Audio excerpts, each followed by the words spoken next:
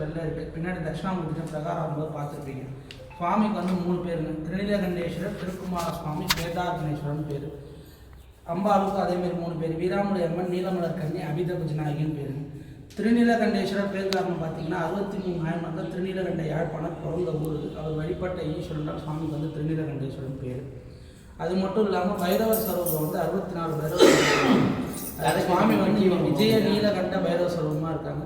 சுவாமிக்கு நேர் பிரகாரத்தில் பார்த்தீங்கன்னா மேலே தட்சிணாமூர்த்தி தட்சிணாமூர்த்திக்கு மேலே சக்நாதர் இருப்பார்.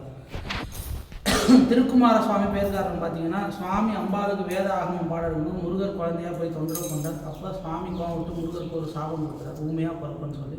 மதுரையில் ஒரு வணிக குளத்தில் ஊமையாக குழந்தையாக பிறக்கிறார். அந்த ஊமையானது எங்கே நீங்குன்னு சொன்னால் அந்த எற்கத்தம்புடி வந்து தேனபிஷேகம் பண்ணி உனக்கு பழையபடி பேச்சு வந்துடும் சொல்கிறார். அதேமாதிரி இந்த தீர்த்தத்துக்கு பேர் ஸ்கந்த புஷ்கரணி தீர்த்தம் பேர். இதில் நீராடிட்டு முருகர் நீங்கள் வந்து விபூதி வாங்கினீங்கல்ல, அங்கே ஒரு கீழே ஒரு 4 மூலை கல் இருந்தது பார்த்தீங்களா, அங்கே வந்து தேனபிஷேகம் பண்ணி பிரார்த்தனை பண்ணார். முருகருக்கு பழையபடி பேச்சு வந்தது. முருகர் சுவாமியை பூஜை பண்ணனால இங்கே சுவாமிக்கு வந்து திருக்குமார சுவாமின்னு பேருங்க. ஸ்வேதார்த்தனேஸ்வரனா, ஸ்வேதனா இதிகாசத்தில் வெள்ளைன்னு பொருள். இந்த வெள்ளைக்கு வேரில் சுவாமி இருந்தது ஐதீகம். அது மட்டும் இல்லாமல் ஸ்வேதன்னு ஒரு வேடம் 4 பட்டை வெண்குஷ்டத்தினால தவிக்கிறான்.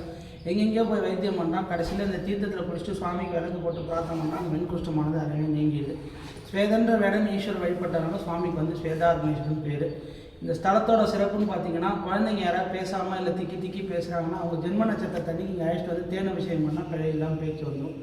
சுவாமி அம்பாள் வந்து கல்யாண குளத்தில் இருக்காங்க. அம்பாள் வந்து இங்கே கன்னியாக இருக்காங்க. 4 பட்ட திருமணத்தில் ஜாதகத்தில் ஏதாவது தோஷம் வந்தால் இங்கே வந்து அர்ச்சனை பண்ண போனால் நிவர்த்தி ஆகும். ராஜராஜ சோழன் இங்கே வந்து வேண்டி அதுக்கப்புறம் தான் ராஜேந்திர சோழன் பிறந்தார். அதனால தான் இந்த ஊருக்கு எற்கத்தமுடிவிலேருந்து ராஜேந்திரபட்டினம் பேர் மாறினது. குழந்தை பாக்கியம் இல்லாதவங்க சுவாமிக்கு நைவேத்தியம் பண்ணுற பரிபிரசாதத்தை எடுத்து சாப்பிட்டா குழந்தை பாக்கியம் உண்டாகும். இந்த ஸ்தலத்தோட முக்கியமான இன்னொரு சிறப்பு பார்த்தீங்கன்னா, திருமுறைக்கு பண்ண அமைத்தது இங்கே தான் முதல்ல. வள்ளியம்மன் கோடி விநாயகர் பக்கத்தில் இருப்பாங்க. இங்கே வந்து சனி சந்திரன் சேர்க்கை ஒன்றா இருக்குது. அதனால் ஜாதகத்தில் மறைமுகமாக இருக்க தோஷங்கள்லாம் இங்கே வந்தால் நிவர்த்தி ஆகும். எங்கு செய்த பாவம் இங்கே வந்தால் போகும். இதுதான் ஸ்தலத்தோட சிறப்பு.